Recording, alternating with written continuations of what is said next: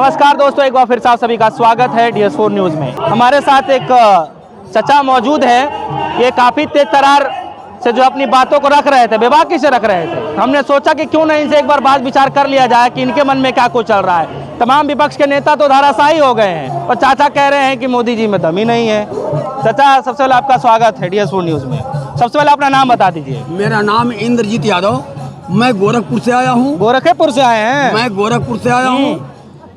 जोगी, मोदी, अमित शाह, ये तीन ही बीजेपी में है, चौथा नड्डा साहब हैं। जरूरत ही नहीं है इन दोनों लोगों के अलावा। कहते हैं कि भारतीय जनता पार्टी में इन दो नेताओं के अलावा किसी को जरूरत ही नहीं है। अब 2024 में चले जाएंगे, बीजेपी खत्म हो जाएगी जनता पार्टी की तरह। ये किसने कहा? पूरी जनमानस कह रहा है।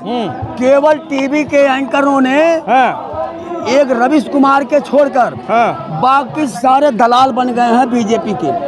मैं आपके यूट्यूब वालों का धन्यवाद कर रहा हूँ कि जब मोबाइल खोला जाता है तो यूट्यूब के कुछ पत्रकार जो हैं वो सही बातें दिखाते हैं। आज का नौजवान भी परेशान है। 4 साल की नौकरी एक केवल लॉलीपॉप है। चाचा, एक बात बताइए। सवाल ये है कि मोदी जी का तो बहुत लोग आते हैं यहाँ, विरोध करके चले जाते हैं। चुनाव में दिखता नहीं है कुछ भी। अब दिखेगा साहब। कैसे? अब लोग देख रहे हैं कि मोदी जी ने 1990 में आडवाणी जी ने राम राम कहा, लालू जी ने हथकड़ी लगाया, उस राम मंदिर का ताला राजीव गांधी ने खुलवाया, शिलान्यास राजीव गांधी ने किया। उस बात को लेकर आज तक बीजेपी वाले ढकोसले में लगे हैं। मंदिर, मस्जिद, हिंदू मुसलमान। अरे भाई, मुसलमान अगर दोषी है तो बीजेपी के नेता बेटी रिश्ता क्यों करते हैं? कौन कह रहा है? मोदी जी कह रहे हैं कि सबको अब साथ ले चलने की जरूरत है। चाचा, मोदी जी राम राज कहते हैं। राम जी ने अपनी पत्नी के लिए सागर में पुल बांधा, लंका को नाश कर दिया। जसोदा बेन हजारों में एक पतिव्रता नारी हैं। चलिए, वो पर्सनली है उनका, वो छोड़िए, पर्सनली है। राम राज के नाम पर कलंक है ये लोग। सनातन धर्म को बीजेपी वाले सत्यानाश कर रहे हैं। क्यों चाचा, आपको लगता है ऐसा? मैं जदुवंशी हूँ, गाय पालने वाला ग्वाला हूँ। आज गायों की दुर्दशा हो रही है।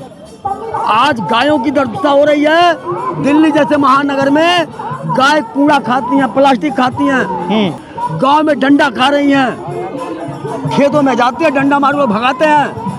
गाय गंगा सब परेशान है। मोदी जी को टक्कर देने वाला कोई नहीं है। अब है कौन? राहुल गांधी है, नीतीश कुमार है, अखिलेश यादव है, तेजस्वी यादव है, ममता बनर्जी है, मायावती है।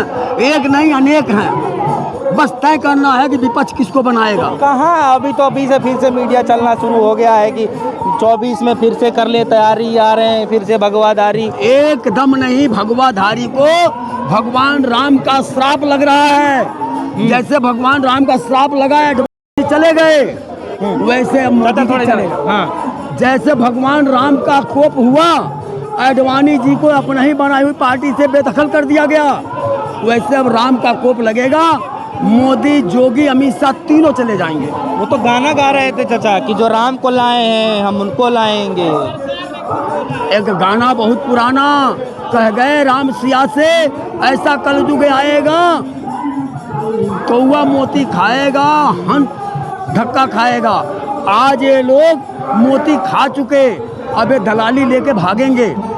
पूंजीपतियों का जो कर्ज माफ किए हैं वो बीजेपी के लोग चंदा के लेकर के पार्टी में खर्च किए हैं। क्यों किसान का नहीं माफ कर रहे हैं? क्यों नौजवानों के लिए फैक्ट्री नहीं खोल रहे हैं? अस्पताल नहीं खोल रहे हैं? स्कूल नहीं बना रहे हैं, अस्पताल नहीं बना रहे हैं, फैक्ट्री नहीं लगा रहे हैं, फैक्ट्रियाँ बेचते चले जा रहे हैं। लगा तो कह तो रहे हैं कि जितना विकास का दर इस सरकार में बढ़ा है, किसी सरकार में नहीं बढ़ा है इतना। अब सरकारी फैक्ट्री हिंदुस्तान में एक नहीं रह गई।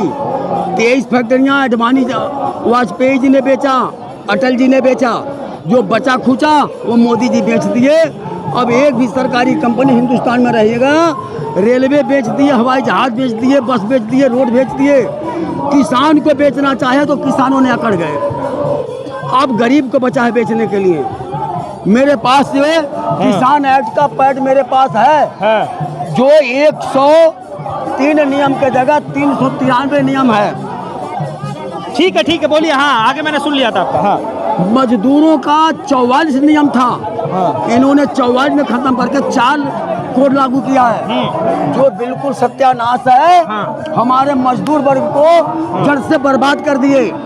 आज एमपी का तनख्वाह बढ़ गया, एमएलए का बढ़ गया, मंत्री बढ़ गया, राज्यपाल का बढ़ गया, मुख्यमंत्री का बढ़ गया, राष्ट्रपति का तनख्वाह बढ़ गया, मजदूरों का तनख्वाह घटा दिया गया। लोग कह रहे हैं कि मोदी जी अगर नहीं रहते तो गैस सिलेंडर इतना महंगा मिलता, महंगाई इतनी हो जाती, जो समझते नहीं संभलाता। 2014 के पहले गैस सिलेंडर 400 रुपया था, आज 1100 के ऊपर चला गया। तब आटा 22 रुपया 20 रुपये था, आज 32 रुपया के ऊपर चला गया। स्मृति ईरानी इसी जगह पर आकर के सिलेंडर लेकर नाचती थी राजनाथ के सामने, आज वो खो गई है। राजनाथ सिंह खो गए हैं। कहते हैं परिवारवाद से भरा हुआ है बीजेपी। वो कैसे? राजनाथ का बेटा यूपी में मंत्री, राजनाथ केंद्र में मंत्री, वसुंधरा राजे सिंधिया का बेटा विधायक, माँ थी, भाई था, भतीजा था, सारा घर भरा। कल्याण सिंह का बेटा है, कल्याण सिंह राज्यपाल थे। अमित शाह गृह मंत्री, उनका बेटा क्रिकेट का अध्यक्ष है। मोदी जी प्रधानमंत्री, उनका भाई नमामि गंगे का चेयरमैन है। सारे लूट के खा रहे हैं, जनता को बर्बाद कर रहे हैं। लोग तो यही कह रहे हैं कि मोदी जी के आगे पीछे है कौन? वो तो पूरे देश को, जनता को अपना ही परिवार मानते हैं। जड़ से झूठ बोल रहे हैं, जड़ से झूठ बोल रहे हैं। मोदी जी कहते हैं सबका साथ सबका विकास, अमित शाह कहते हैं जुमला है। मोदी जी कहते कि जाओ बाबा रामदेव, इसी जगह पर कहते थे कि 35 रुपया का डीजल लोगे कि 100 रुपया का। आज 100 रुपया हो गया। बाबा रामदेव कहीं दलाल छुप गए, अन्ना हजारे कहीं खो गए। कहाँ छुपे हैं? वो तो आज भी बातचीत करते हैं। बाबा रामदेव, अन्ना हजारे जदुवंश के नाम पर कलंक हैं, बीजेपी के दलाल हैं। तब कहते लोकपाल आएगा, कानून बनेगा, काला धन आएगा, 15-15 लाख गरीबों के खाते में जाएगा। आज उनके जबान में ताला लग गया है, आज अस्मिता खो गई है, आज लड़कियों का आबरू लूटा जा रहा है, जलाया जा रहा है। कह रहे हैं कि बीजेपी का जो तंबू है ना, वो कोई हिलाने वाला नहीं है, 30-40 साल तक तो सत्ता में रहेगी ही रहेगी। अब बीजेपी का तंबू उखड़ गया। आज जोगी गए हिंदू हानि चलाने के लिए, तो यूपी से बीजेपी खत्म, नीतीश कुमार बीजेपी छोड़ दिया, बिहार से बीजेपी खत्म, बंगाल में बीजेपी खत्म, कश्मीर में बीजेपी खत्म, गुजरात में तो आ गए। और जो गुजरात में आए हैं, अरे गुजरात एक जगह से 29 सीटों का लेकर गुजरात मॉडल पूरे देश में, समझ रहे हैं? गुजरात में जो तबाही है वो एंकर छुपाते हैं, मीडिया वाले छुपाते हैं। गुजरात में चोरी के बल पर आए एक नया नेता केजरीवाल गया, 5 सीटें जीत लिया, क्यों नहीं हरा दिए? अभी जिसको राजनीति नहीं आती है, नया नया आदमी है, अधिकारी है, अधिकारी कल्चर में है, वो जाके 5 सीटें जीत लिया, पंजाब में सरकार बना लिया, दिल्ली चला रहा है मोदी की नकल पर, वो भी फ्री फंड का बांट रहा। फ्री फंड बंद करो, महंगाई कम करो।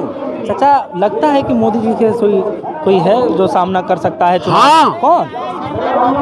राहुल गांधी है, अखिलेश यादव है, ममता बनर्जी हैं, शरद पवार हैं। विपक्ष में दर्जन भर नेता हैं जो मोदी जी से 100 गुना अच्छा है। लेकिन आंकड़ा तो कुछ और ही कह रहा है। साहब, एक अनपढ़ जाहिल आदमी दुनिया को चलाता है। सरकार तो मुकेश अंबानी और अडानी चलाता है। 7वीं तक पढ़े मोदी जी, जरा अपना सर्टिफिकेट दिखाएं। अखिलेश यादव PhD कर रखा है, राहुल गांधी PhD कर रखा है। फिर भी तो जनता मोदी जी के साथ है ना, एक बार नहीं 2 बार दिया साथ। जनता नहीं और है, तीसरी की तैयारी। EVM मशीन है और कुछ पूंजीपति हैं, दलाली से सरकार बना ले रहे हैं। मोदी नहीं तो कौन इस बार? महाराज जी, मोदी नहीं, विपक्ष इस बार राहुल बने, ममता जी बने, नीतीश कुमार जी बने। जनता नहीं मान रही है। जनता कहाँ पसंद कर रही है? जनता पसंद कर रही है। महंगाई की मार सबको खाई जा रही है, महंगाई सबको खाई जा रही है। मोदी की महंगाई से सारे आदमी तबाह हैं। 4 साल की नौकरी से नौजवान भी तबाह हैं। बूढ़े माँ बाप को कौन पालेगा? नहीं, सवाल वो नहीं है। सवाल चाचा मैं ये कह रहा हूँ आपसे कि भले ही बेरोजगारी बढ़ जाए और चाहे महंगाई बढ़ जाए, मुद्दा नहीं बन पाएगा। मुद्दा बन चुका। पहले राम के नाम पर लोग धोखा खा गए। आज सब जान गए राम सबके हैं, अकेले बीजेपी के नहीं हैं। जब जज ने फैसला दे दिया और जज को तीसरे दिन उन्होंने राज्यसभा का सदस्य बना दिया दलाली में। आज जज के फैसले पर मस्जिद बन रही है, मंदिर का पैसा जनता ने बहुत रुपए दिया है, मोदी के पैसे से नहीं बन रहा है। और राम मंदिर का ताला राजीव गांधी 1984 में खुलवाया था, शिला पूजन राजीव गांधी ने कर दिया था। ये बीजेपी वाले ढकोसला कर रहे हैं, राम के नाम पर कलंक बन गए हैं। बनवाया तो यही सरकार ने, बनवा तो यही सरकार रही है, सरकार नहीं बनवा रही है, ये साधु संत और मंदिर कमेटी बना रही है। ये तो अफवाह फैला रहे हैं। क्या इस बार चुनाव में ये मुद्दा बन पाएगा? खूब बनेगा, बेरोजगारी मुद्दा बनेगा, किसान मुद्दा बनेगा। किसान के बच्चे ही पुलिस है, किसान के बच्चे एंकर हैं।